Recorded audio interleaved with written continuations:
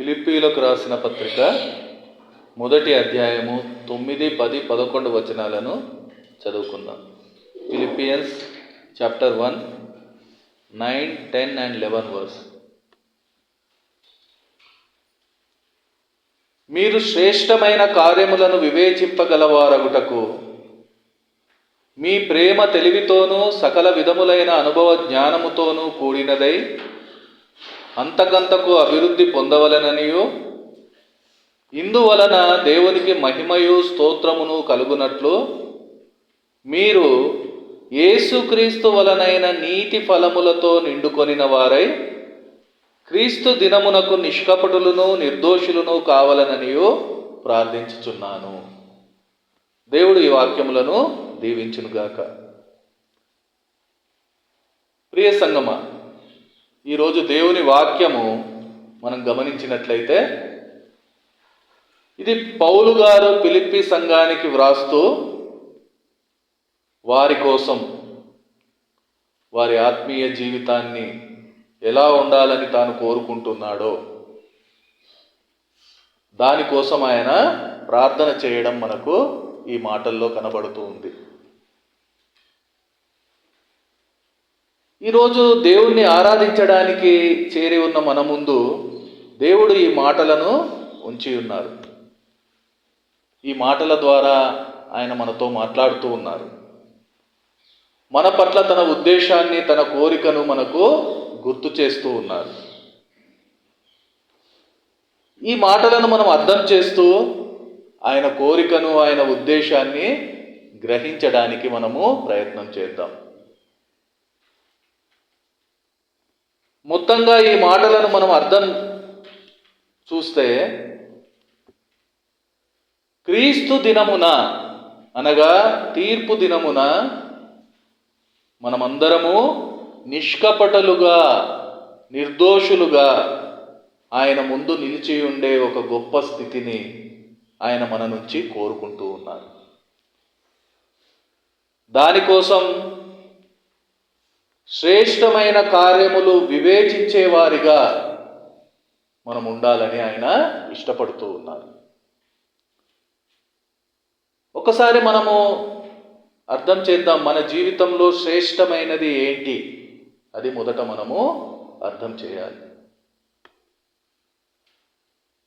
శ్రేష్టమైనది ఏమిటి అంటే వాక్యం గుర్తు చేస్తుంది. మొదటి కొరింథీయులకు రాసిన పత్రిక 13:13 మనం చూస్తే, 1 Corinthians 13:13, విశ్వాసము, నిరీక్షణ, ప్రేమ ఈ మూడును నిలుచును, వీటిలో శ్రేష్టమైనది ప్రేమయే. శ్రేష్టమైన కార్యములు అంటే ఆ ప్రేమను ఇతరులకు చూపించే కార్యములు, ఆ ప్రేమను ఇతరులకు పంచే కార్యములు, వాటిని వివేచించడం అంటే ఎలా చేయాలి, ఏం చేయాలి, ఎప్పుడు చేయాలి, ఇలా ఆలోచించి సరైనది చేయడం, ఒక వివేచనతో చేయడం, దాన్నే తెలివిగా వాక్యం మనకు గుర్తు చేస్తూ ఉంది. అలాంటి కార్యాలను చేస్తూ వాటిని అనుభవ జ్ఞానంగా మార్చుకొని మన ఆత్మీయ జీవితం అంతకంతకు అభివృద్ధి పొందే ఒక పరిస్థితి, దాని ద్వారా దేవునికి మహిమ కలిగేలా మనం జీవించే ఒక ఆత్మీయ స్థితిని దేవుడు ఈ సమయంలో మనకు చూపిస్తూ ఉన్నారు. అలాంటి జీవితము ఒక రోజున ఆయన సన్నిధిలో నిర్దోషులుగా నిలబడే ఒక గొప్ప భాగ్యాన్ని మన ముందు ఉంచుతూ, ఈ పరిస్థితిని వాక్యము ఒక మాటలో మనకు గుర్తు చేస్తూ ఉంది. అదేంటంటే, మీరు యేసుక్రీస్తు వలనైన నీతి ఫలములతో నిండుకొనిన వారై. ఇది మనందరి జీవితంలో దేవుడు కోరుకునేది. ఎందుకనంటే ఈ స్థితి మాత్రమే ఆయన ముందు మనల్ని నిర్దోషులుగా నిలబెట్టే ఒక పరిస్థితిని వాక్యం స్పష్టం చేస్తుంది. ఆ నిర్దోషిగా నిలబడే ఆ పరిస్థితి మాత్రమే ఆయనతో పాటు ఉండగలిగే ఒక స్థితిని, ఆయనతో పాటు ఆ ధన్యతలోకి, ఆ మహిమలోకి, ఆ పరలోకంలోకి ప్రవేశించగలిగే ఒక గొప్ప స్థితిని మనకి ఈరోజు గుర్తు చేస్తూ ఉంది. దానికోసం నీతి ఫలములతో నిండి ఉండే ఒక ఆత్మీయ జీవితం ఈరోజు మన ముందు ఉంచబడి ఉంది. ఇదే మన ధ్యానాంశం. నీతి ఫలములతో ఉండే ఒక ఆత్మీయ జీవితం. ఎందుకంటే ఈ నీతి ఫలములు కలిగిన జీవితం దేవుణ్ణి మహిమపరిచే ఒక జీవితం.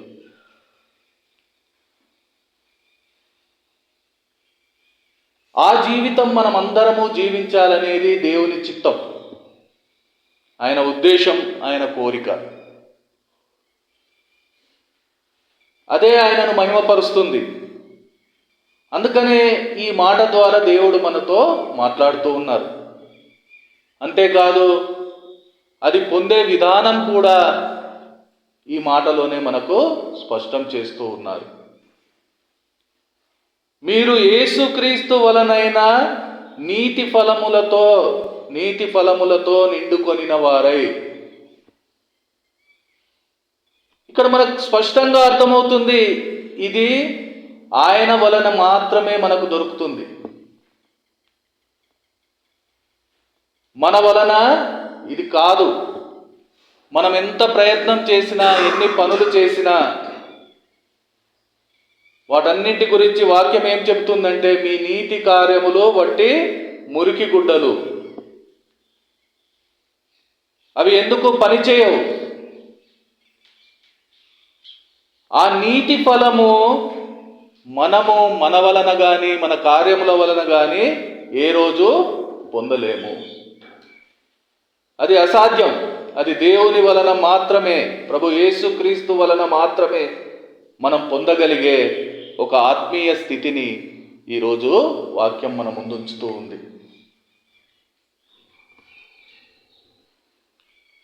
మనందరికీ తెలుసు, విశ్వాసం అనే విత్తనం విత్తి వారు నీతి అనే పంటను కోస్తారు.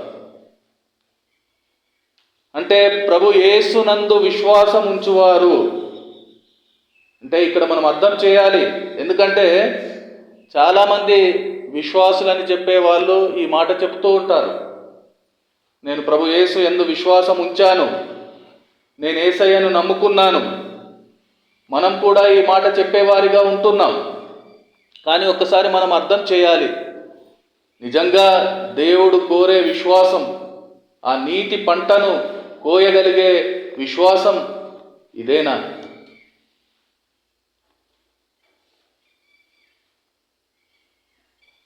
నేను విశ్వాసినని చెప్పుకోవడం వల్ల, నేను యేసయ్యను నమ్ముకున్నానని చెప్పడం వల్ల మనము ఆ నీతి ఫలము పొందుకుంటామా?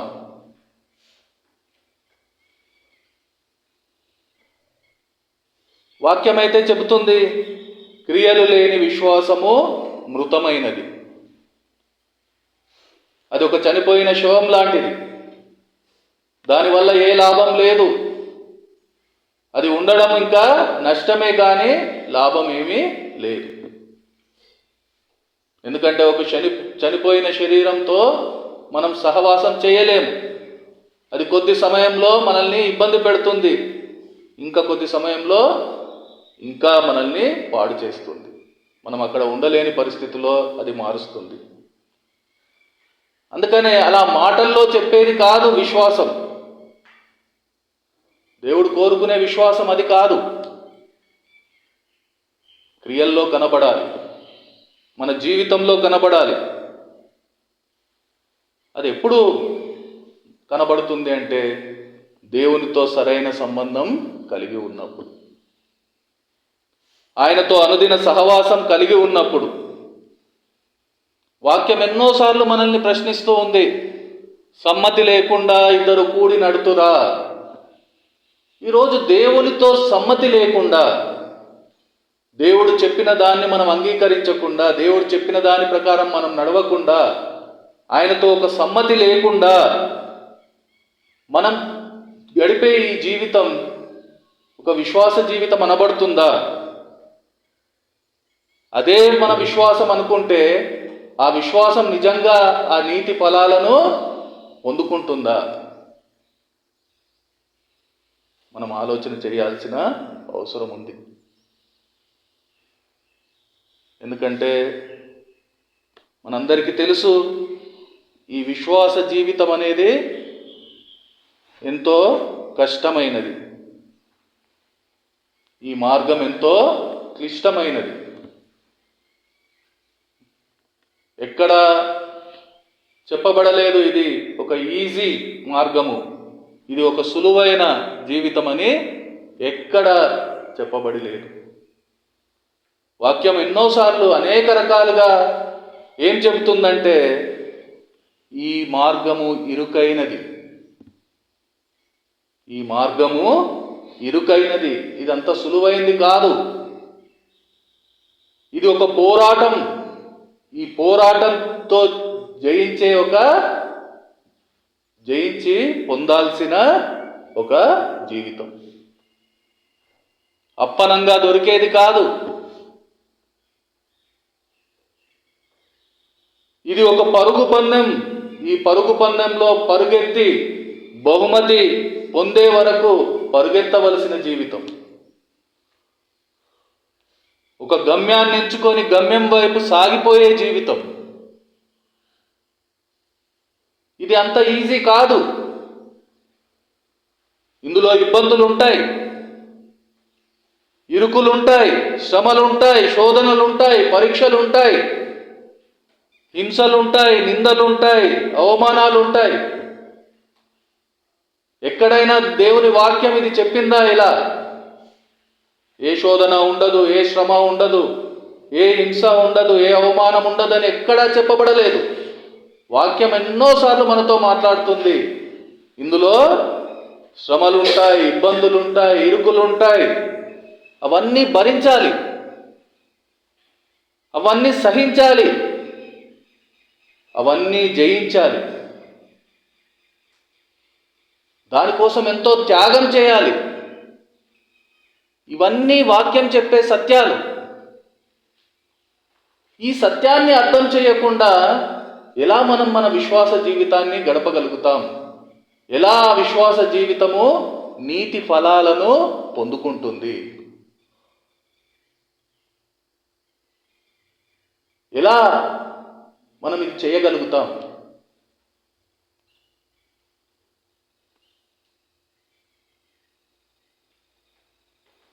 ఈరోజు అలాంటి విశ్వాసం మనకుందా? నిజం చెప్పాలంటే దీనికి సమాధానం చెప్పగలిగే పరిస్థితిలో ఎవ్వరము లేము. ఇది అనేక మందికి ఒక శిక్షగా అనిపిస్తుంది. ఇది చాలా మందికి ఒక దుఃఖంగా ఉంటుంది, ఒక టార్చర్లా ఉంటుంది. ఒకవేళ ఏదో అవసరం కోసమో లేకుంటే ఏదో కారణంతో దీంట్లో కొనసాగినా కూడా అదొక భారంగా, బరువుగా ఉంటుంది. అందుకనే ఎన్నో మొక్కుబడి జీవితాలు మనకు కనబడుతుంటాయి. వాళ్ళ జీవితంలో ఏ సంతోషం ఉండదు.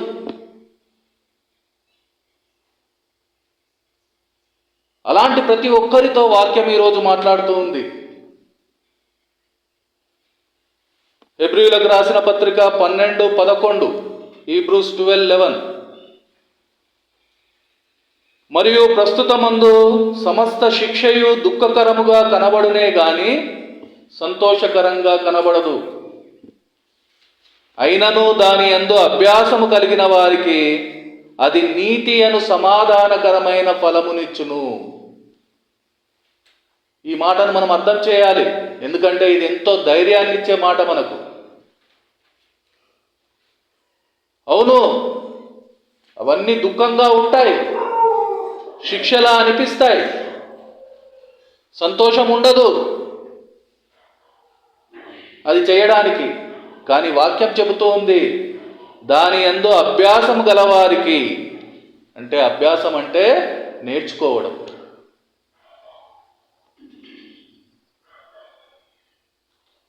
వాక్యం ప్రకారం నడవడం కష్టమే, కానీ దాన్ని నేర్చుకోవాలి. మామూలుగా మనం చూస్తాం, చిన్నతనంలో పిల్లలు నడవడం అంత ఈజీ కాదు. వాళ్ళు నడక నేర్చుకోే సమయంలో ఎన్నోసార్లు పడిపోతూ ఉంటారు, ఎన్నోసార్లు వాళ్ళకు దెబ్బలు తగులుతూ ఉంటాయి, ఎన్నోసార్లు వాళ్ళు ఇబ్బంది పడుతూ ఉంటారు. వాటన్నింటి నుంచే వాళ్ళు ఒక రోజు లేచి నిలబడగలుగుతారు, లేచి నడవగలుగుతారు. ఇదే అభ్యాసం. ఒక్కసారి నేర్చుకున్నాక వాళ్ళకు అది ఇబ్బందిగా ఉండదు, అది వాళ్ళను బాధ పెట్టేదిగా ఉండదు, వాళ్ళకు దెబ్బ కొట్టేదిగా ఉండదు. అలాగే విశ్వాస జీవితం కూడా. నడవడం మనం మొదలు పెడితే అది కనబడుతుంది, అలాగే ఎంతో దుఃఖంగా కనబడుతుంది, ఎంతో మనకు భయంగా కనబడుతుంది, మనం నడవలేని పరిస్థితి మనకు కనబడుతుంది. కానీ మనం నడవడం మొదలు పెడితే దేవుడు చెప్తూ ఉన్నాడు వాక్యంలో, అది నీతి అనే సమాధాన ఫలాన్ని మనకు ఇస్తుంది.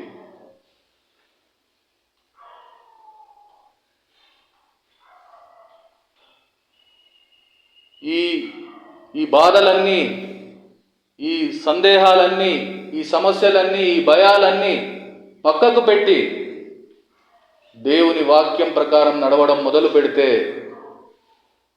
అభ్యాసం చేస్తే అది నీతి సమాధానం అనే ఫలాలను ఇస్తుంది. ఇదే ఈరోజు దేవుడు వాక్యం మనకిచ్చే ధైర్యం.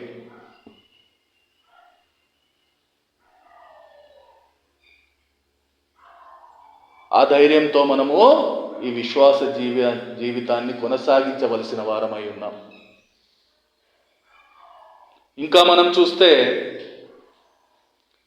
మత్తయి సువార్త 5వ అధ్యాయం 6వ వచనం, మాథ్యూ 5:6, ఎంతో పరిచయం ఉన్న వాక్యం మనకు.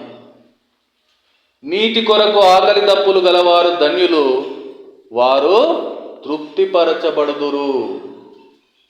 ఈరోజు అనేక జీవితాల్లో ఒక తృప్తి లేదు, సమాధానం లేదు, నెమ్మది లేదు.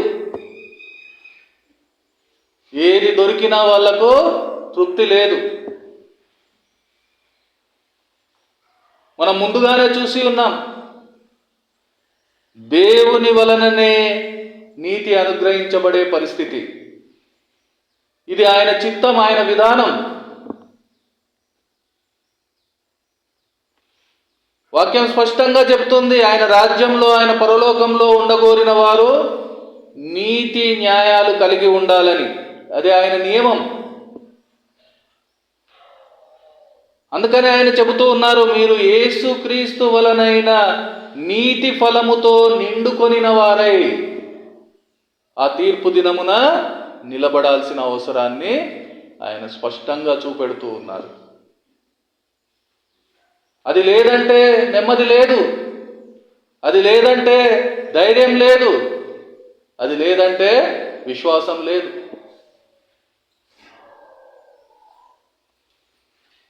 అందుకే ఆ కొండ మీద ప్రసంగంలో ఆయన స్పష్టంగా చెప్పి ఉన్నారు. ఎవరు ధన్యులని చెప్తూ ఉన్నారు అక్కడ? ఈ లోక సుఖాల కోసం, ఈ లోక సంపద కోసం, ఈ లోక ధనం కోసము ఆకలి దప్పులు గలవారు ధన్యులని చెప్పడం లేదు. నీతి కోసం ఆకలి దప్పులు గలవారు ధన్యులు. ఎందుకంటే అదే మనలను ఆ ధన్యత్వంలోకి తీసుకుపోతుంది. అదే మనలను ఆయన ఎదుట నిష్కపటులుగా నిలబెడుతుంది. అదే మనల్ని నిర్దోషులుగా నిలబెడుతుంది. అదే నిన్ను, నన్ను, మనలందరినీ ఆ మహిమా రాజ్యంలోకి ప్రవేశింపజేస్తుంది.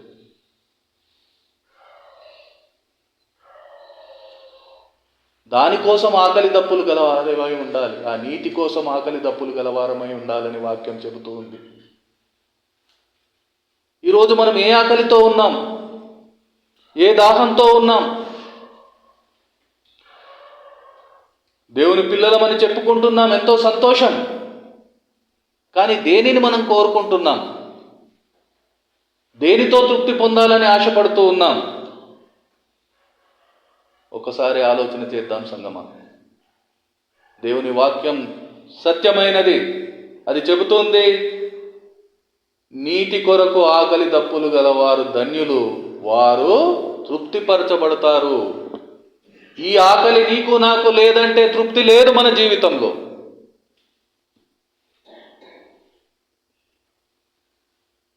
దేవుని పిల్లలు అనేది ఒక గొప్ప వరం. అది మనకు దేవుడు అనుగ్రహించి ఉన్నాడు. వాళ్ళ గురించి వాక్యం ఏం చెబుతుంది? ఆ దేవుని వరాన్ని పొందుకున్న వాళ్ళ గురించి యోహాను 1వ అధ్యాయం 12వ వచనం చూస్తే, తన్ను ఎందరు అంగీకరించారో వారికి అందరికీ, అనగా తన నామమునందు విశ్వాసం ఉంచిన వారికి దేవుని పిల్లలగుటకు ఆయన అధికారం అనుగ్రహించెను. దేవునికి స్తోత్రం, హల్లెలూయా.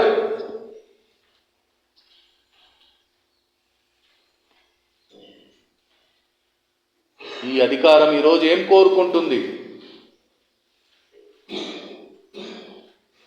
దేనికోసం ఆకలి కొని ఉంది? ఏ దప్పితో ఉంది? నీటి కోసం ఆకలి దప్పులు గలవారు ధన్యులని వాక్యం చెబుతూ ఉండగా, ఈరోజు నీలో నాలో ఆ ఆకలి దప్పి ఉందా?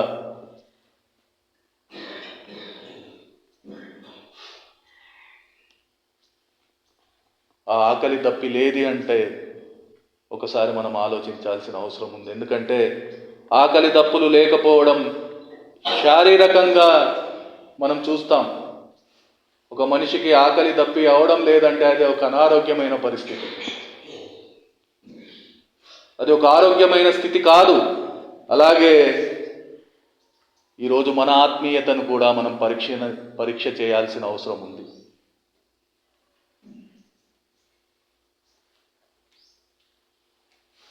మన స్థితిని మనము తెలుసుకోవాల్సిన అవసరం ఉంది.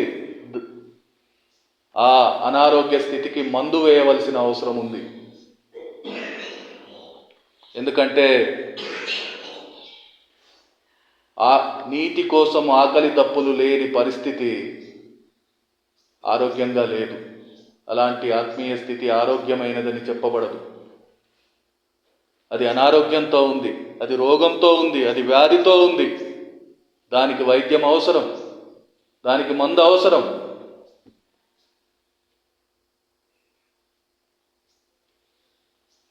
ఈ మాట మనం అర్థం చేద్దాం సంగమా.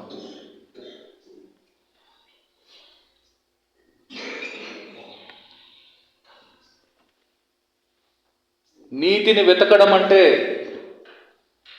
ఆ నీతిమంతుడైన దేవుణ్ణి గురించి ఆకలి దప్పులు కలిగి వెతకడం. నీతి కోసం ఆకలి దప్పులు కలిగి ఉండడం అంటే ఆ నీతిమంతుడైన దేవుని కోసం ఆకలి దప్పులు కలిగి ఉండడం, ఆయనను వెతకడం.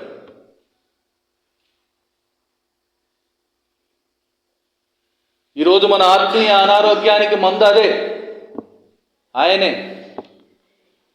ఆయనను వెతకడమే ఈరోజు మన ఆత్మీయ అనారోగ్యానికి, ఆత్మీయ రోగానికి మందు. కీర్తనకారుని అనుభవాన్ని మనం చూద్దాం. 63వ కీర్తనలో 1 వచనాలను మనం చూస్తే, దేవా నా దేవుడవు నీవే, వేకువనే నిన్ను వెతుకుదును, నీ బలమును నీ ప్రభావమును చూడవలనని పరిశుద్ధాలయమందు నేనెంతో ఆశతో నీ తట్టు కనిపెట్టి ఉన్నాను. నీళ్లు లేక ఎండియున్న దేశమందు నా ప్రాణము నీ కొరకు తృష్ణగొని ఉన్నది. నీ మీది ఆశ చేత నిన్ను చూడవలనని నా శరీరము కృషించుచున్నది. నీ కృప జీవము కంటే ఉత్తమము. నా పెదవులు నిన్ను స్తుతించును.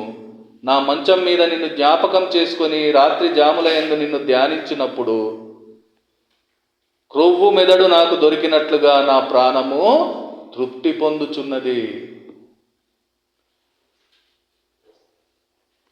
కీర్తనకారుని అనుభవాన్ని చూస్తూ ఉన్నాం. అతనికి తృప్తి ఎక్కడ దొరికింది?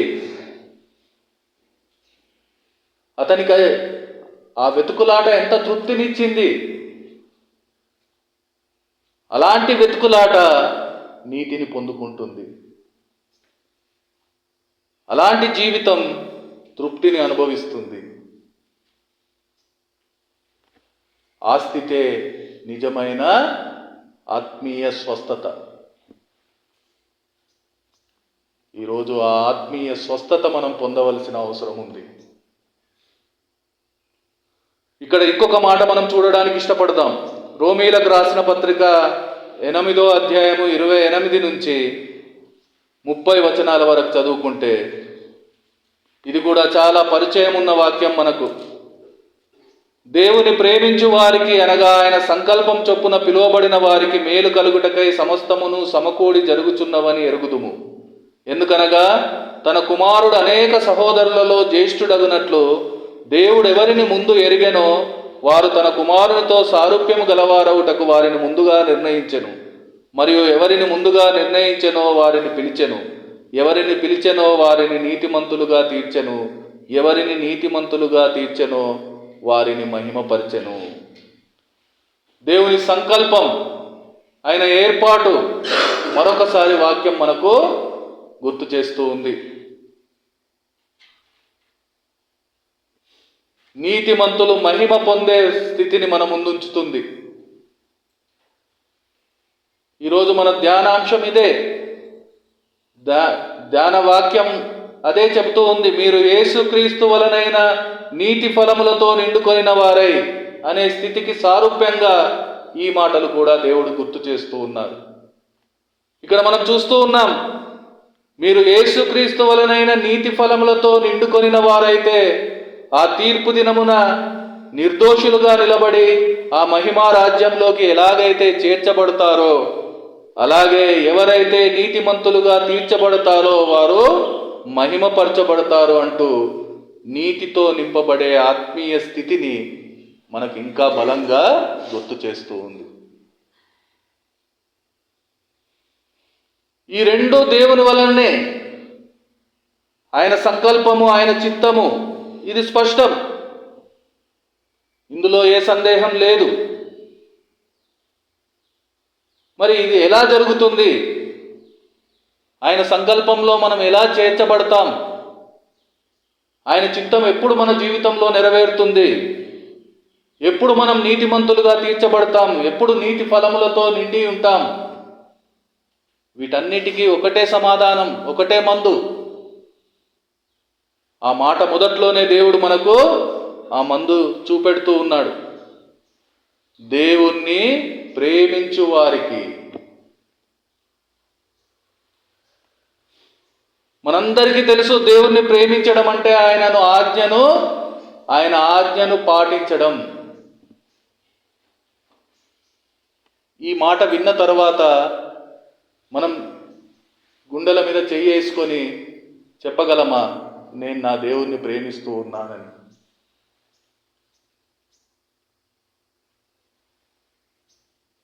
దేవుణ్ణి ప్రేమించడం అంటే ఆయన చెప్పిన మాట ప్రకారం నడవడమే అయితే మనం చెప్పగలిగే పరిస్థితుల్లో ఉన్నామా ఈరోజు? నేను నా దేవుణ్ణి ప్రేమిస్తున్నానని.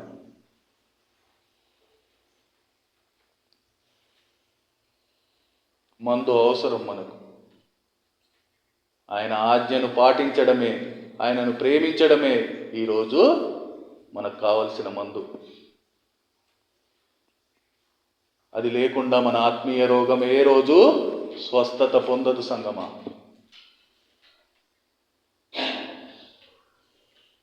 దేవుణ్ణి వెతకడం, ఆ దేవుడు ఇచ్చిన ఆజ్ఞలను పాటించడం అంటే దేవుణ్ణి ప్రేమించడం. ఈ కాంబినేషన్ దేవుడు ఈరోజు మన ముందు ఉంచారు. ఈ మందు, దేవుణ్ణి వెతకడం ఎంత అవసరమో ఆ వెతికిన దేవుణ్ణి ప్రేమించడం, ఆయన ఆజ్ఞలను పాటించడం,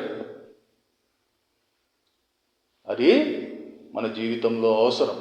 ఎందుకంటే అదే నీతి కోసం ఆకలి దప్పిని మనలో పుట్టిస్తుంది. మన అనారోగ్యాన్ని తీసివేస్తుంది. మనకు ఆత్మీయ స్వస్థతనిస్తుంది. మన జీవితాన్ని నీతి ఫలములతో నింపుతుంది.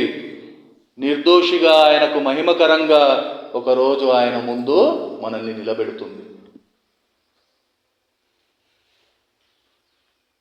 అందుకనే ఆ స్థితి నిజంగా ఆయనను ఆరాధిస్తుంది.